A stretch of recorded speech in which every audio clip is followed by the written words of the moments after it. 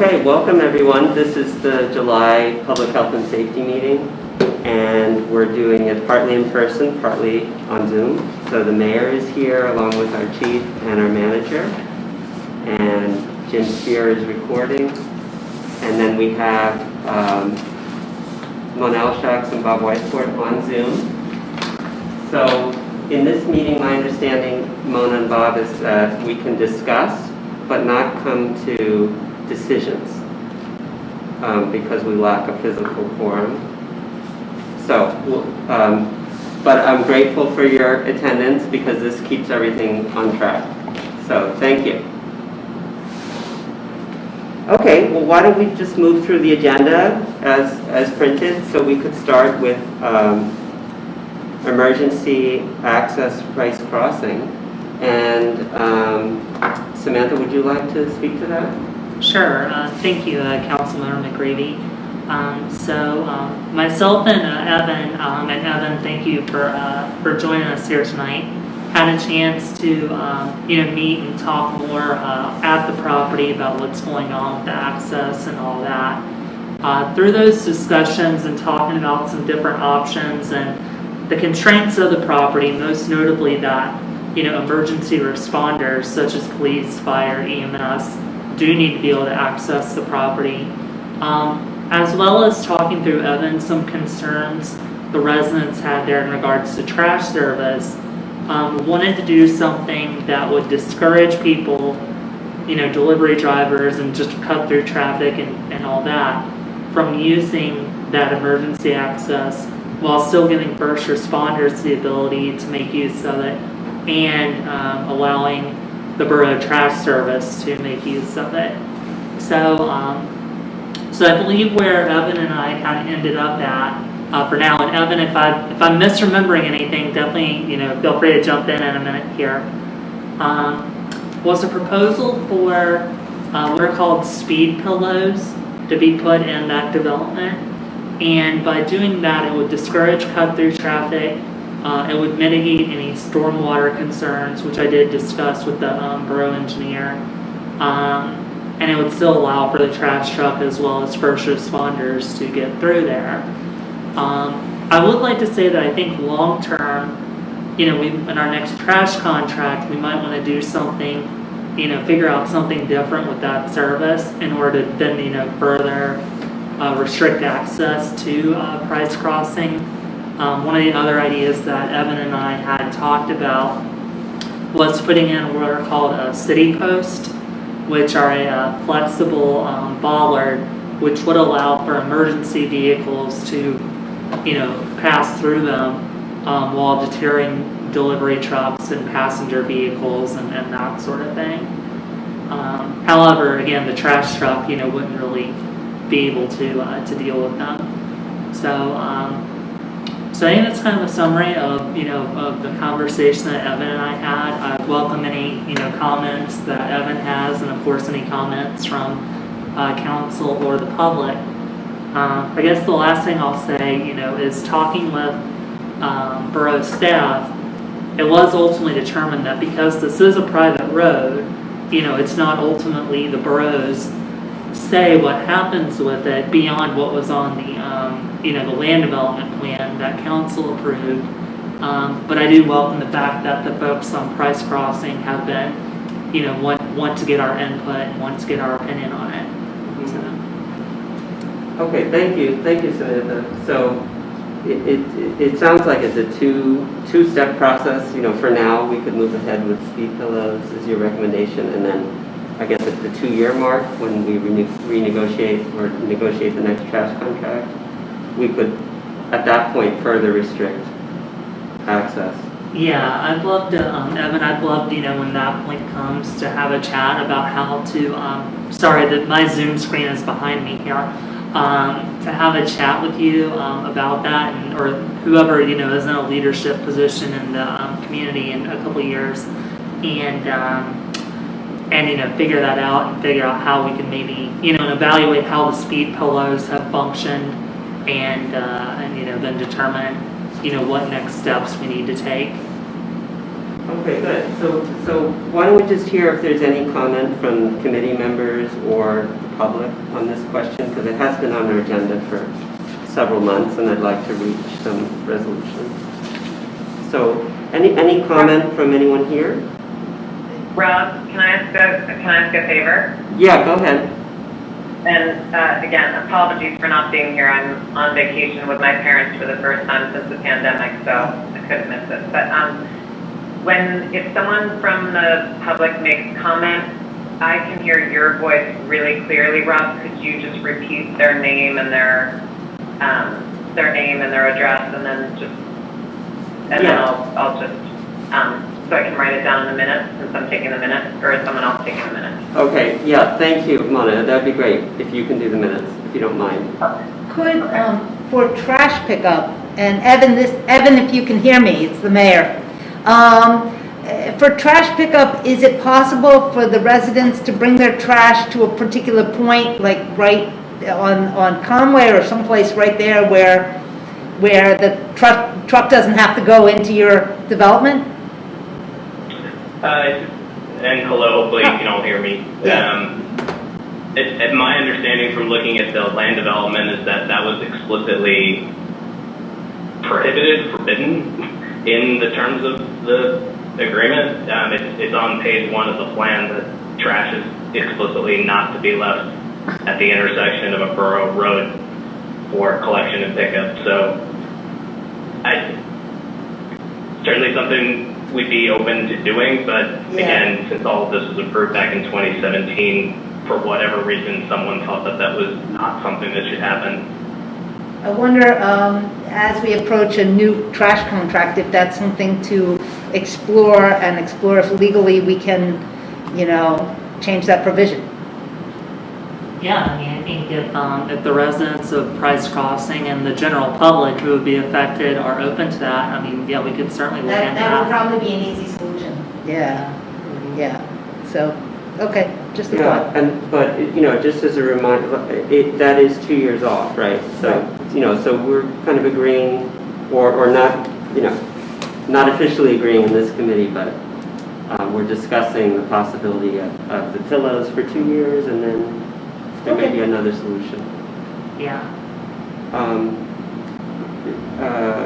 And does anyone else want? I don't know, Chief. Is this something you're? Listen, I like the idea of speed pillows. I think speed pillows are a great traffic calming device. I encourage them just about anywhere to calm traffic.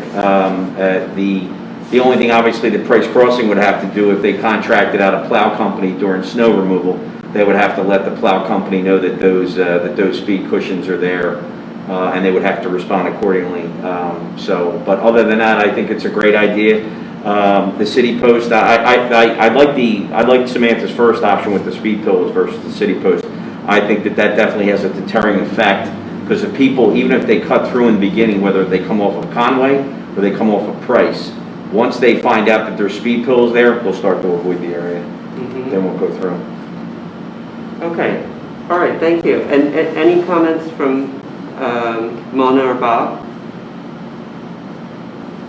Okay. How about Barbara Fortner, who I know is here? Would you like to make a comment? Yes, this is Barbara Fortner at 415 Conway. Hi, Evan. We keep seeing each other this way. I think the idea of the speed cushions is a great way to resolve the short-term issue, meaning the period of time during which the borough is operating under this existing trash contract. The one concern I have with that as a permanent solution is that one of the things that the Planning Commission and the council at the time this land development was approved didn't want to see happen was that to become a regular entry and exit point for the residents of Price Crossing. Primarily because that's a shared driveway with that apartment complex right on the corner. The people, their garages, to get out of their garage, they have to back into that shared driveway.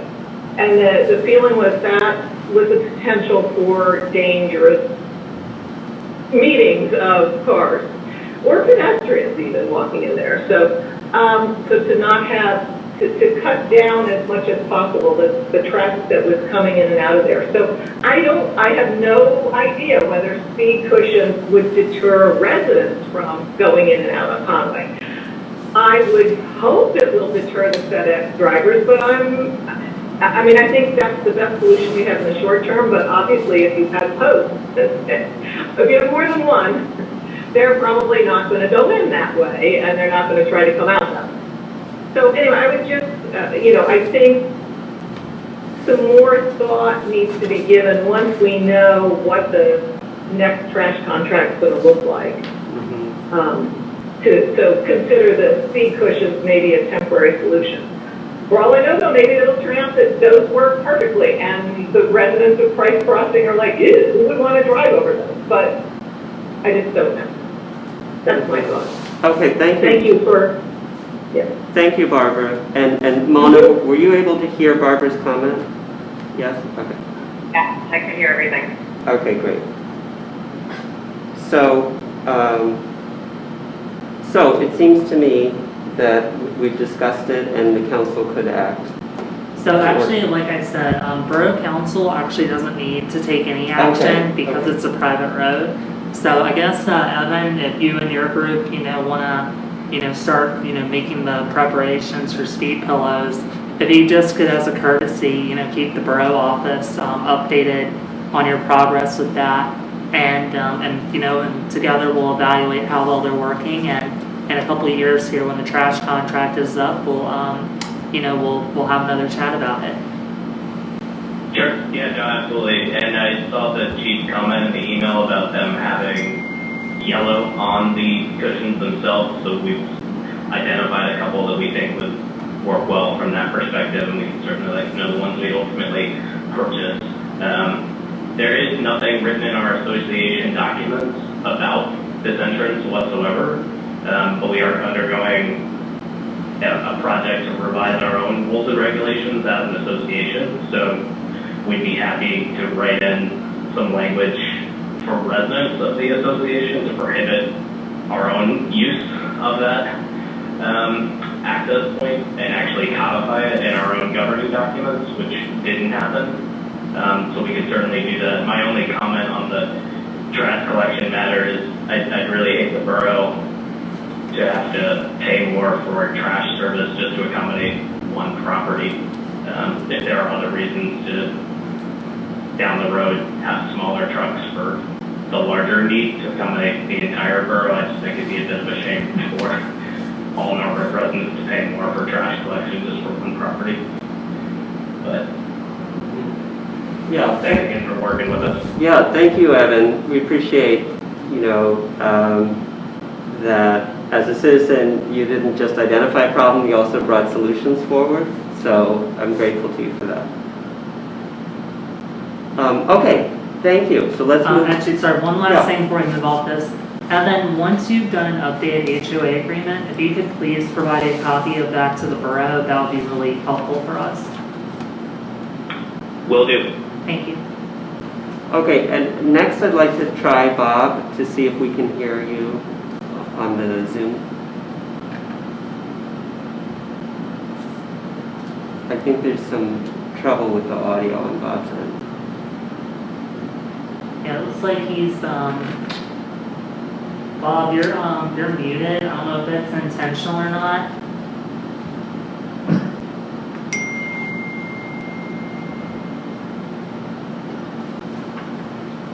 Okay, Bob can hear us, but we cannot hear him. So. Oh, okay. I was muted. Can you hear me? Okay, yes, now we hear you. Now you're with us. Yeah, okay. Thanks. No, I just wanted to say things that have already now been said. I think Barbara Porter covered it pretty well in terms of the perspective from the people who live on Conway, that, the objective was to not have 9 houses with a driveway mid-block on the 300 block, or the 300 block of Conway, exiting onto Conway at that driveway opening, curb cut. So I really appreciate Evan offering to add that to the bylaws, restricting the residents' use of that driveway.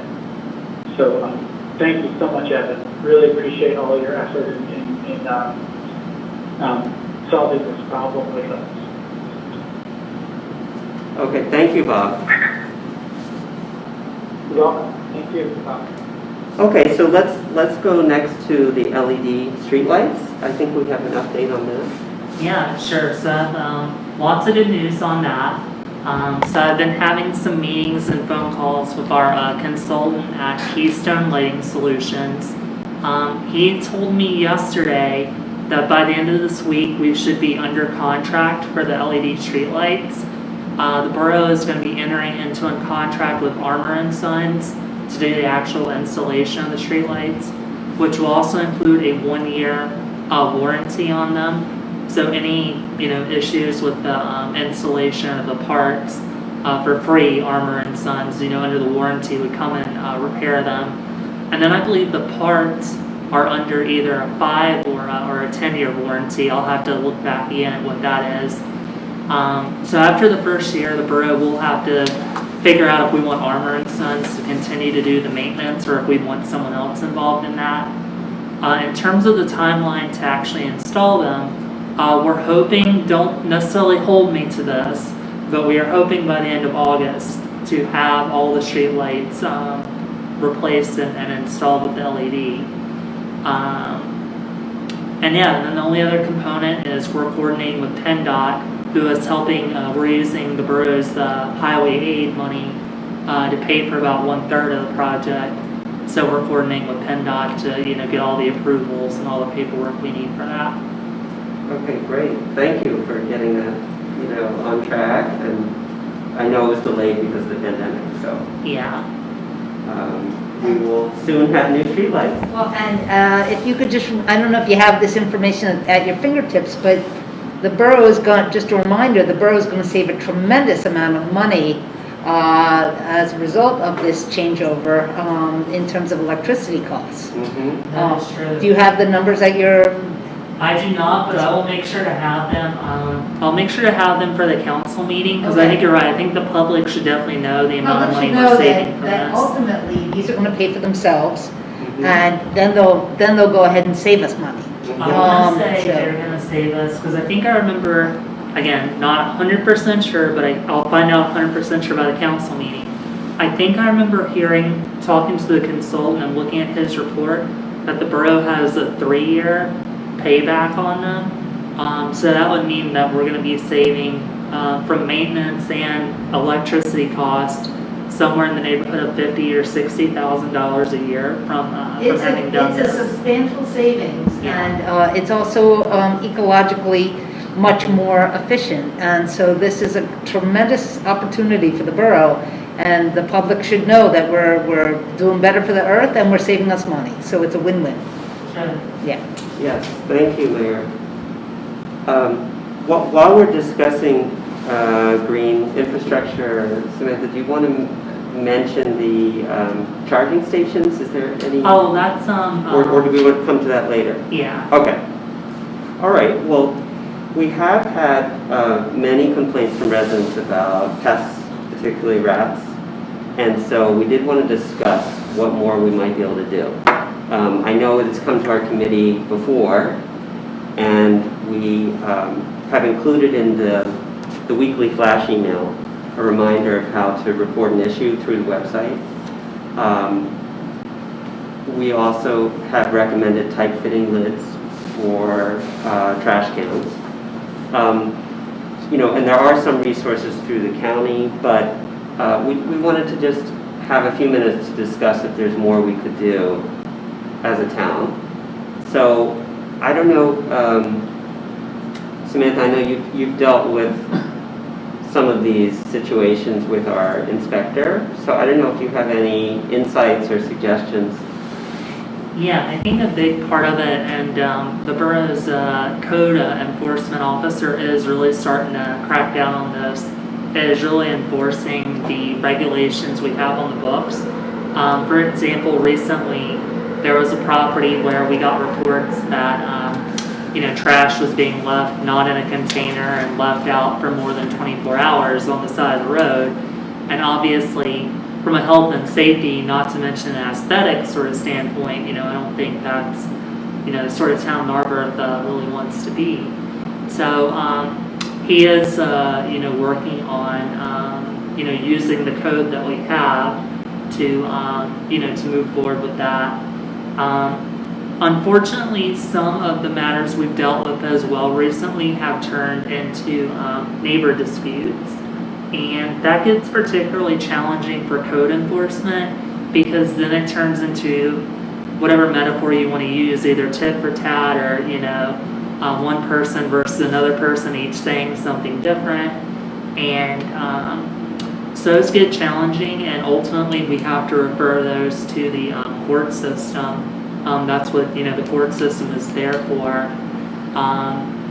So that's that's one of the sort of quirky situations you get into, but I do think that, the public absolutely should report to us any violations of the code in terms of trash being improperly stored or improperly put out for the borough to follow up on. Borough staff have also been trying to, get on advanced disposal as well. For example, yesterday the downtown area of the borough was not picked up. And so, our first guess was, maybe they were a day late because of the holiday. And so, the assistant to the manager called Last Town Republic, and asked them, about why the trash hadn't been picked up, and, got them out there this morning to do the trash pickup. So she did provide me with a copy of the contract with Republic, and I think the other thing the borough is going to really have to do is, again, hold Republic to the letter of the law with our contract. And if these missed pickups continue, and again, I encourage the public to report any missed pickups to the borough office, we're going to have to send, violation notices and even potentially fine Republic per the contract if it continues to be an issue.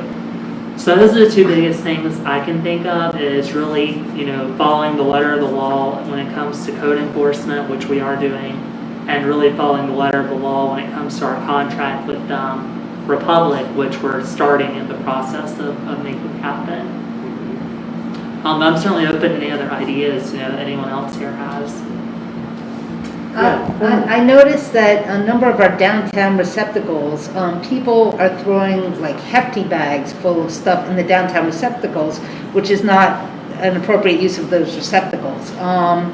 For the businesses, correct me if I'm wrong, there are giant trash dumpsters behind McShay's that are available for all the commercial businesses in our downtown to throw their trash in. And that is actually a benefit to them, because technically the individual businesses are responsible for their own trash pickup, and we're saving them a lot of money by providing this service.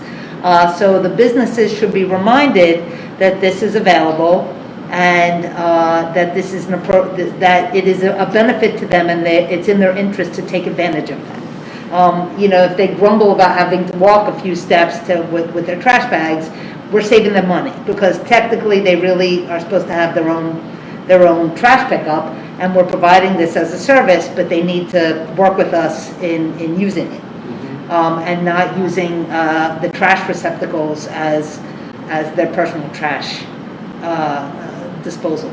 So I think a reminder would be helpful to them, so that way we keep it, and we can keep a close eye on those giant receptacles to make sure that the lids are closed, there's not overflowing trash, that it doesn't become an attractant to roads. Yeah, those are great points, Mayor, and we can definitely remind the businesses that the dumpster is available, and I'll take a look with our Public Works Department at the design of the downtown trash receptacles, and see if we put like a different lid or something on it, if that might discourage some of that as well. And I suspect some of the apartment dwellers may be using it as their personal trash receptacles, because anytime you see a city receptacle in the middle of downtown and you see a big hefty bag in it, that's somebody's using it for their personal trash, and that's not appropriate use. And I think it's called illegal dumping. And so in order to stop that and not have the overflowing trash in our downtown, we got to make sure people are putting it in the right place. Okay, so, I mean, the kind of first step is definitely disposing of trash in a way that's not attracting vermin, you know, and the county code says that rats are vectors, you know, that need to be controlled. So, it's something also to consider maybe when we get to our next trash contract. My recollection, I was asking Michelle in the office, was that there might be an option next go around for residents to purchase a trash can with a tight fitting lid, you know, like not a recycling can, but a regular. And that might make it more accessible and more cost effective for residents if it's done in like a bulk buy. Yeah. So I just think a lot of residents don't have tight fitting lids. And so that's probably, you know, the first problem. I know another issue is there's recently been a call to stop feeding bird feeders for other reasons, but when people feed bird feeders and the food is out there, I think, and it falls to the ground, I think it's very attractive to rodents and vermin. So I think if we could limit those, you know, for multiple reasons now, they're really being advised to take them down because there's an illness affecting birds, but that might be helpful in eliminating pests. So we'll keep this on our agenda, I think, just to see if there's anything else we can do when we have a full quorum. But are there any other comments from the committee members? Okay, so we'll return to this again, I'm sure. Yeah. All right, well, next I think we have a series of traffic complaints. Actually, sorry, in this regard, Mr. Chair, I would like to request that we do jump on the agenda a little bit. Sorry, I denied the request to jump to EV charger, and now I'm asking for this. Is it might be better to circle back to these once we've had the discussion about the traffic concern evaluation process. Okay, yeah, that makes sense. Maybe we should do that next, and then. Yeah, I mean, definitely. Yeah, that sounds great. Okay, so so our committee has received many traffic complaints, and as a committee, we had decided months ago to develop a review process, and so we have asked our manager to outline a process for us, and that's something we would like to discuss at tonight's meeting. So, Samantha, if you would like to share your recommendation. Sure. And my thanks to everyone who's reviewed and contributed to it. I know Chief Gallagher took a look over it. I'm really grateful for that. So what I think needs to happen is, first of all, someone needs to provide a traffic complaint in writing to the borough. For pretty much any other issue in the borough, we have people turn in a work order form in order for the appropriate borough staff to act on it and track what's going on with it and keep up with it. And I think we should treat traffic complaints like any other complaint in the borough in that regard. So step one is someone would submit a work order form telling us what the traffic problem is, where it's happening at, if they want to be contacted, how we can reach the person to let them know what's going on with their concern, all that sort of thing. Once the borough then actually gets that, what I'm proposing our first step would actually be is to have that work order go over to the Narberth Police Department, who would set up some sort of traffic monitoring equipment, which we would need to obtain. But I think overall it would be a really good investment for the borough. And if they had traffic monitoring equipment, you wouldn't have to have an officer actually sit there and count traffic. In addition, I defer to the chief a little on this, but I would imagine if an officer is actually sitting there, it's not going to be a natural traffic pattern, if you will. People are going to be a little more on their best behavior when there's an officer actually there. So if we had the monitoring equipment, people would, drive as they normally do, and we could collect data about the speed and volume of traffic on a road. The police would then provide that data back to us. I do want to emphasize that, I don't think it's the responsibility of the Narberth Police Department to tell us what we should do about a traffic concern. I really saw their role and see their role in this process as gathering data and bringing it back to this committee. And it would be this committee that would actually determine, what the next step would be. Either there would be one of three things that would happen. This committee would either decide that, the data that we have and just anecdotal and qualitative and quantitative results in a recommendation for no action, that we request enforcement by the Narberth Police Department on the traffic concern, or actually it could be a multiple of solutions here, or the borough traffic engineer gets requested to design a permanent solution if we think it's an infrastructure situation contributing to the problem. And then the last step would be, if the borough traffic engineer is asked to get involved, then, that individual would prepare some solutions for this committee, and at the next committee meeting, report back on what those solutions are. The group would either decide we're going to do one of these or multiple of these, or again, the group would decide on no action. So I think if we did that, that would put a give or take, 3-month process in place to thoroughly evaluate and come up with, a solution for traffic concerns, as opposed to, them taking an indeterminate amount of time to work their way through the borough. And more importantly, I think not only would it provide some fixed time on it, I think it would also provide a fair and consistent way of the borough to evaluate them, as opposed to just being like, oh yeah, sure, we'll throw a no parking sign up somewhere, or or whatever the situation is. So I definitely welcome questions and comments from the committee and from the public, and if there's anything I missed that the chief wants to throw in there. But again, we can't actually approve this tonight. It has something we have to actually vote on at the next meeting of Public Health and Safety. But, borough staff could probably go ahead and, start implementing this if there was a strong consensus on it. Mm-hmm. Okay, thank you. This is, I think, a very thoughtful plan.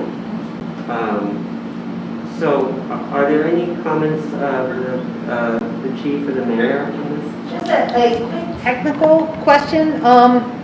So on a few streets, we've had some comments from the public that people are going the wrong way on the streets. Is there equipment that can measure whether somebody's going the right way or the wrong way on the street?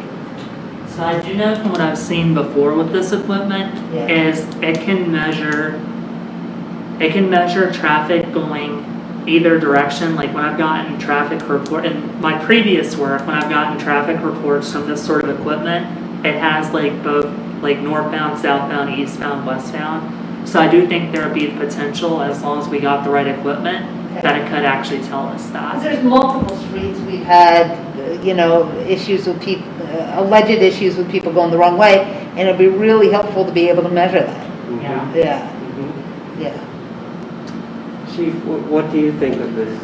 I think it's a good plan. Myself and Samantha have discussed this. I think it's a good process because you're getting, number one, people, you're qualifying the complaint into a work order, which is standard for the borough office. That information is getting forwarded, and then you're getting the data, the paper that you need, and then the observation and enforcement arm from the officers themselves, which is good. And I certainly agree with Samantha that the data should be raw. It should not be filtered by the police department, just provided to the public safety committee, and then they can decide. The only area where I see the police department is going to have to get involved is request enforcement action by MPD. I'll give you an example. For instance, a lot of the complaints that we get directly from the police department, and you'll get it in elected officials as well, and also you, Samantha, as the new borough manager, you'll get a lot of complaints about speeding along Montgomery Avenue that skirts the borough. We do not generally enforce Montgomery Avenue. That is Lower Merion Township. So we would have to, if that was the complaint, we would obviously have to make the committee aware, make everybody aware that we would have to relay that information to Lower Merion for enforcement. And then just generally, there may be some challenges that we have with enforcement within the borough. I always like to think about what we can do instead of versus what we can't do. Let's look at the positive versus the negative. I think that speeding is a big problem in the borough. I think it impacts on the quality of life in this community. I've been here for over 3 years.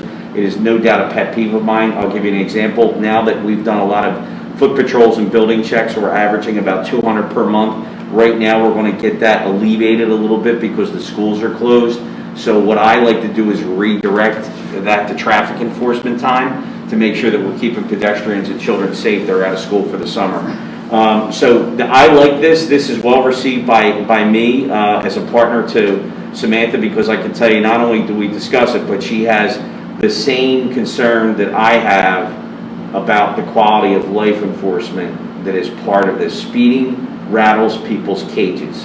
When you are standing on a street and you see a car speeding by, you start to worry about who's with you, children, older folks. It makes people anxious.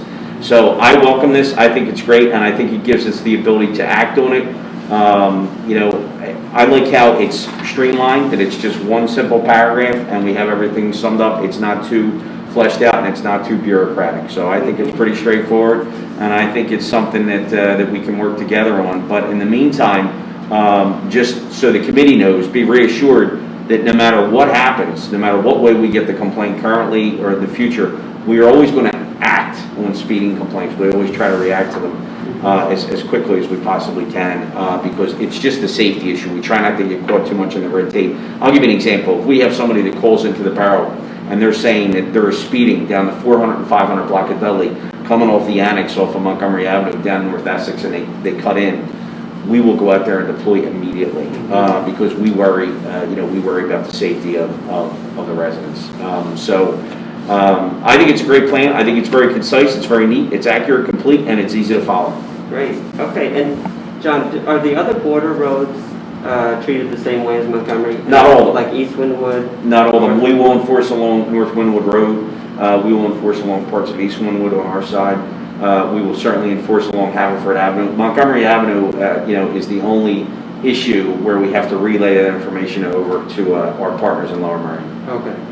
Okay, good. 'Cause I know- Don't get me wrong. We can, if we observe speeding, if we observe a blatant traffic violation, we have a duty to act. There's a duty to act. These are positions of trust. So we will stop, as long as it's on our side. But generally, enforcement comes at the hands of Lower Merion for the corridor along Montgomery Avenue. Okay. All right, thank you. Any other comments from Bob or Mona? Go I ahead. have a comment, Rob. Yeah. Can you hear me? Yes, go ahead. Yes. No, I just think this is great that we have a standard sort of operating procedure for complaints like these, that we haven't had one before, and this gives residents a very clear understanding of what will be done when there's a concern on their, that they've observed. And I think it gives the committee a clear sense of what their responsibility is, the department's involvement. I just would ask that Samantha, that we review this policy or this operating policy, say, every 12 months, so that everyone on the committee, there'll be new people on the committee in a year from now, is familiar with the policy, and maybe it just gets visited once a year. That would be my only request. But I think we should run with this as it is. I wouldn't see why we would need to change it before we begin it. I think we should begin to implement this, get going, and in a year's time, if there's issues or improvements that people can make, then we discuss those. Thanks, Rob. That's all. Okay, thank you. And Mona, would you like to comment? Yeah, I also think that sounds like a good proposal. I also like the use of data collection that's not biased to by, police officers, making people drive more, people seeing a police officer and then driving more carefully than they would otherwise. I do have 2 quick questions about it, but I think it sounds like a really good policy, especially as someone who myself has signed on to a complaint in the past about people going the wrong way down my street, down a one-way street. So 2 quick questions are forgive me if this was already said, I can hear most of what's being said, but there are a couple things I'm not sure I can hear when Borough Manager Bryant is talking. Do we have this, do we have in our office this traffic monitoring equipment, or is it something we rent? I'm just curious in the future. We probably don't have an answer to this now, but just curious how much it would cost to use this data, traffic monitoring equipment. And then my other question is, does our engineer or PennDOT or anyone have benchmark standards that the council could use to help inform our decisions once we get that data back about what type of action should be taken? So, Like, if someone goes the wrong way down a one-way street once a month versus once a day, I'm just wondering what PennDOT would want, things like that. Thank you, Mona. And Samantha is sitting furthest from the microphone, so I'm going to try to move the microphone. Okay. yeah, and I'll try kind of yelling a little bit here as well. So in regards to the first question, the borough does not currently have this equipment. So what the chief and I would need to do is look into our options for procuring it, whether it's actual ownership and investment, whether it's rental, or whether it's however we can get it. And at next month's meeting, we can come back with a proposal on how we would procure the equipment and what the cost would be for it. And in regards to the second question, I'll defer a little to the chief, but whatever it's worth from my past municipal experience, when I got traffic reports in the past, at least for speeding, there was the police department I used to work with used what's called the 85th percentile to help determine what the magnitude of a speeding problem was. My understanding of how that works, and I was not actually involved in crafting it, so I'm speaking a little out of my place here, is that if you look at what the average amount of speeding on the road is, and if that amount of speeding is at least 85%, I think, of like the road speed limit plus 10, then you need to do some sort of action on it. So I think there might be, again, maybe it's something that if the chief is open to it, it's stuff that he and I could look up. Like we talked about, I don't want to put, I don't want to see the Narberth Police Department in the realm of, making judgment calls, but I think if there's any clear standards, clear formulas, or clear standards that, the chief and I together can find and present to this committee, and I can certainly ask the traffic engineer as well, then I'd certainly be willing to do that, Councilmember Elshots. Okay,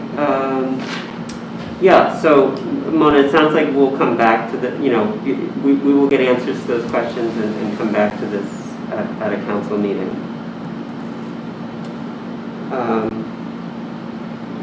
Okay, so in connection to this new process that we are discussing and generally supporting, we do have 3 specific complaints, and this is for Havert Avenue, State Line Avenue, and North Essex Avenue. And I don't know if the chief or the manager want to speak to these 3 together. Sure. Yeah, I can do that. So I guess what I'd like to do for tonight is just maybe give a very brief overview of what each of these 3 are, and then and then once we have next month have gotten the equipment and all that, we can actually start the process with them. But my understanding is with Havert Ave, the speeding complaint, that's pretty straightforward. The borough office received concern that there was rampant speeding on Havert Avenue.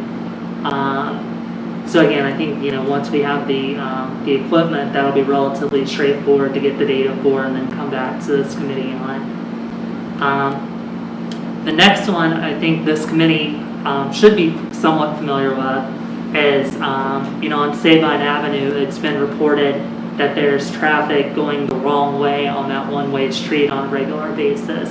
So again, per the question the mayor raised, once we again have the equipment to gather the data, again, we can gauge, what the data is, and again, come back to the committee with that information to move forward with making a decision on how to approach it.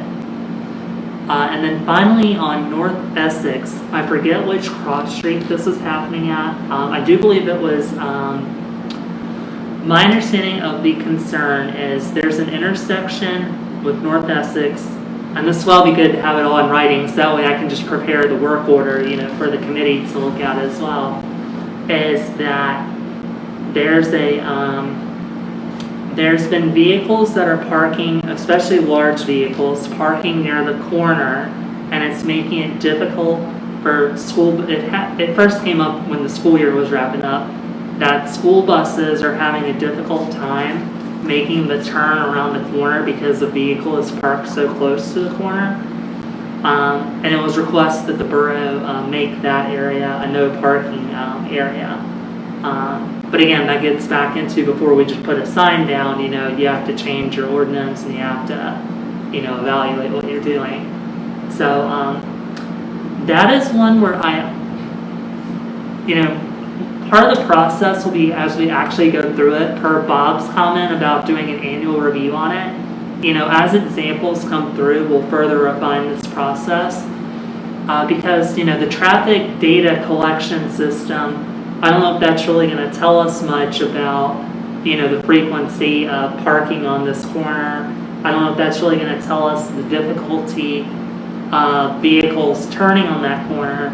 It would be able to tell us the total, traffic volume on those two roads. But I don't know how valuable that data would be to the committee. So that might just be one where, where it's a field visit by the members of the committee to look at the intersection and to envision what it would be like if a vehicle was parked there. So, if I may, I think I know where they're talking about. Is it a work vehicle that's been parked there forever? Yes, it Okay. is parked there in accordance with borough regulations, but it has, yes, that's the one. So it's been there for months, I think, if it's the one I'm thinking of. How does, as of today, we are starting to enforce the 2-hour zones on streets. Do you happen to know if it's a 2-hour zone and if this vehicle has a sticker to park there? I don't know if it's a 2-hour zone off the top of my head. I think the challenge with this vehicle is if you look at the borough's parking code, it does say that properties that, and I had to look at the language again, I believe it says something like a vehicle that is actively providing service to a property is allowed to park for an indefinite period of time.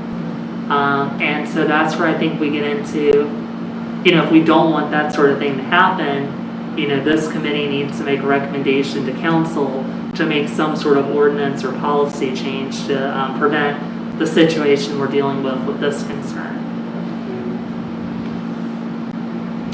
So I mean, this one, I don't know if the traffic collection would be helpful or not. Maybe I'd make an amendment to item 2 in the process where, if traffic data isn't useful, we do a field visit. So maybe I would encourage the members of the committee here, I can give you the specific intersection in question and maybe encourage the members of this committee to take a look at that intersection, and then we can come back next month and decide if we think there needs to be a policy change, or if we want to recommend a policy change. Yes, that would be helpful. Please feel free to share that with us. Yeah, The only other question I have with regard to the new policy is how long would the police be expected to collect data? Is there a time frame? I think generally, and I defer to Chief Gallagher a bit on this question, but when I dealt with this in the past, it was a 2-week data collection process. Okay. Because if you just get one day, then that could, that's kind of a small sample size. And having it out there for a month, you'd miss the next meeting and all that. So I think 2 weeks is kind of a Goldilocks. Okay, perfect. So yeah, for the North Essex one, I will see about finding that work order. We'll redact the personal information of the person who submitted it. I'll distribute that to the committee, and also I'll see about having a borough staff member take a picture of that intersection to provide to the committee as well. Okay, thank you. Okay, so again, it seems like these complaints that we've been receiving, now we have a process, and I guess what would you say would be the next step, Smith? Would the council need to deliver? For the actual process? To approve the process? Yeah, I would say at the next public health and safety meeting, myself and the chief will have a proposal on procuring the traffic data collection equipment. Okay. And then at that meeting, this committee can make a recommendation to council on the full package with a quorum here. And then council at its August meeting could actually approve approve the process and approve the funds that would be needed to procure the equipment. Okay, thank you. That sounds very good. Okay, well, let's see, we have one last item on the agenda, and then we could, if there's any comments from the mayor or the chief. I just would like to add about, just to let everybody know in the committee and anybody that's watching, the general public, we do go out there and enforce these areas with speeding. We have aerobics devices, and in 2019 we had speeding lines painted by Public Works with the cooperation of Sergeant Bernaccio. So Mike Kennedy and Sergeant Bernaccio went out there all throughout the borough, and they identified areas where there's speeding lines, where the aerobics devices would work. The aerobics devices are calibrated by Lower Merion Police. We send them out for calibration, and then they come back to us. So those devices are contemporary, a little antiquated, but they still work, and they work effectively when applied effectively. I would like to say regarding the Havert Avenue speeding complaint, the big area, the big stretches that we have a concern with Haverford Avenue is this: they come off of Montgomery Avenue all the way down to Iona. They speed. That's one of the biggest areas. Then the other area along Haverford Avenue, and Mayor have talked to Al and I about this quite extensively, is the crosswalk ignorance, that people are ignoring the crosswalks along Haverford Avenue. So we have really three areas of enforcement along Haverford Avenue. It's the one coming off Montgomery Avenue, the one I just mentioned in downtown with the crosswalks. Then one of the biggest gateways we see as a problem is once they pass North Essex and they go between North Wynwood Road, it turns into a speedway. So one of the things that we do is we ghost a vehicle at the corner of Haverford and Dudley appropriately to calm traffic and slow it down. We also go out there and enforce traffic speeding as much as we possibly can between Montgomery and Iona. The crosswalks, we'll put officers up there as needed when we get a lot of complaints. I think sometimes Haverford Avenue poses one of our biggest problems that we have. But I'll give you another example. Recently, one of the things that have come up from the neighbors that they're very concerned about is the 400 and 500 block of Dudley Avenue coming off of Montgomery Avenue about speeding. So Officer Sean McCabe has gone up there. He's done a tremendous job. But to everybody's effect, about what we were discussing earlier, and it's so true. Once we're there, we do have our own way. Our presence just calms traffic. You're not going to get a natural driving pattern there, because people are going to slow down conscientiously when they see a police vehicle there that's marked. It's just the way it is. Sabine Avenue, just to let you know, I think we also have another problem with Sabine in the 200 block. Not only just the one-way traffic complaint that we hear frequently from Mrs. Scanlon, and rightfully so, but also speeding coming off of Montgomery Avenue towards North Essex, down Sabine. That is a concern as well. Some of those cars are traveling too fast, so we'll have to capture that data as well. The mayor and I have discussed the construction vehicles being parked up there on North Essex Avenue, blinding visibility. We sent the parking controller up there to assess. They were legally parked at the time. Mayor, to your point, I don't know if they're 2-hour zones. We'll go up there and check that out. And the mayor is correct. Just for everybody's, we put this out in the newsletter, in the flash, that 2-hour zone enforcement has returned effective Tuesday, January the 6th, and moving forward. So 2-hour zone enforcement as well as meter enforcement is restored. Okay, thank you, Chief. So we have one last item, and then we could take public comments. So the EV charging stations have been installed, and I know Manager Brian has been working on speaking with the company so they can be activated. So, yeah. Yeah, sure. Thank you, Councilmember McGreevy. So, yes, I have confirmed our rebate from DEP, so we will get that in 2 to 3 months. I've also confirmed the borough did receive the funding from PICO. That was allotted for the EV charger. Public Works has ordered signage for the EV charger per the council ordinance. Note that people should be charging while they're parked there, not just hanging out. Myself and Chief Gallagher have talked about the enforcement related to that. And infrastructure has talked about the actual activation of them as well. So really the only step left is I received some forms from the company that actually oversees the chargers, a company called Flow, to sign and send back. The challenge I ran into is the paperwork they sent me just has the chargers labeled Narberth 1 and Narberth 2. And so I asked them if they could tell me which charger is Narberth 1 and which charger is Narberth 2. So as soon as I have that answer from them, I will, which should be in the next day or two, I will sign that paperwork. We will need to figure out some things with pricing, but infrastructure's talked a little bit about that. So really the only thing left, is to have people, tell people it's there and have people start using it. Let me know, and I'm happy to put it out in the mayor's message, or Yeah. any way you need me to put it out. I'm happy to let people know. Yeah, so I know. So it could be within a couple weeks that they could be active. Yeah, I would say to be on the safe side, maybe we should schedule the ribbon cutting for sometime in August. That way, everyone who wants to attend, we can have time to promote it. People who want to attend can come. We can invest in some proper ribbon and some big scissors for the mayor. Yeah. I know our state elected officials were interested in attending, given the DEP provided a large chunk of the funding for it. And I also know that Flow is actually interested in having one of their staff members come and actually, talk about it and be able to do a demonstration on how to use the charger and all that.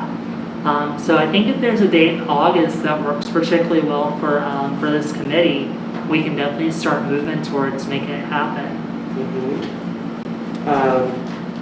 Yeah, and people may be getting back from vacation. If it's mid to late August, there may be more people around. Yeah, late August, even early September, when people are back from vacations, after Labor Day.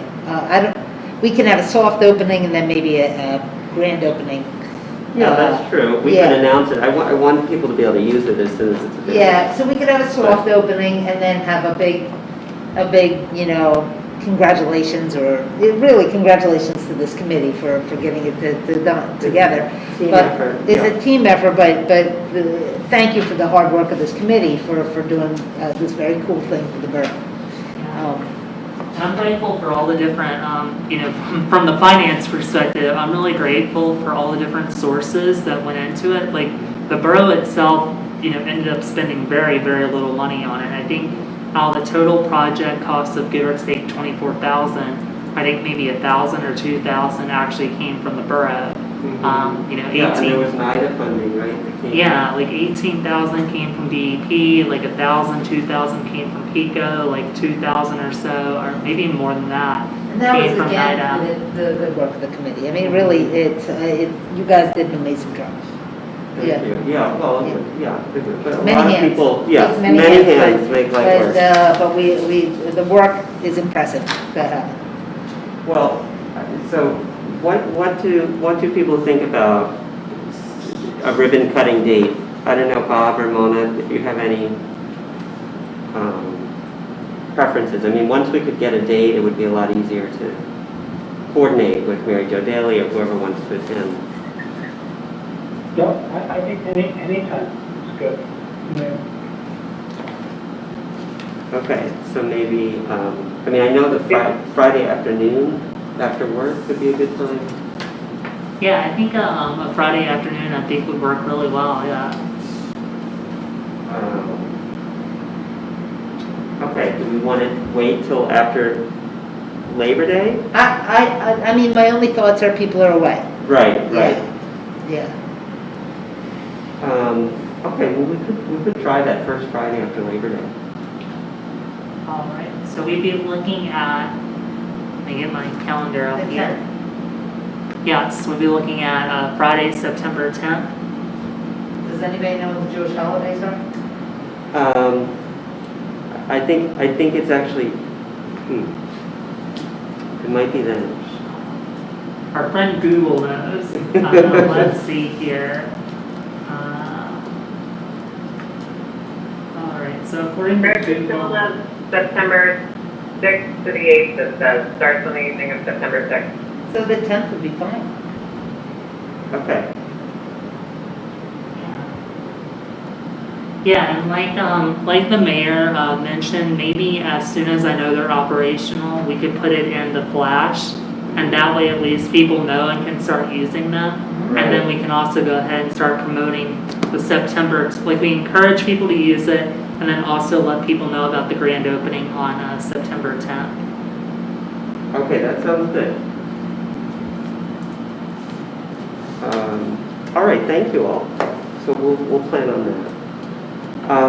Well, I think that it brings us to the end of the agenda, so we could take any public comment at this point. If there's any member of the public.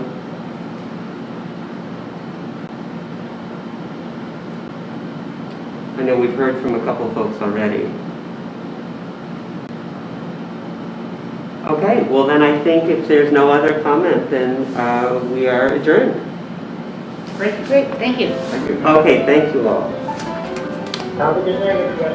Good night. Good night, Bob. Good night, Mona, everybody.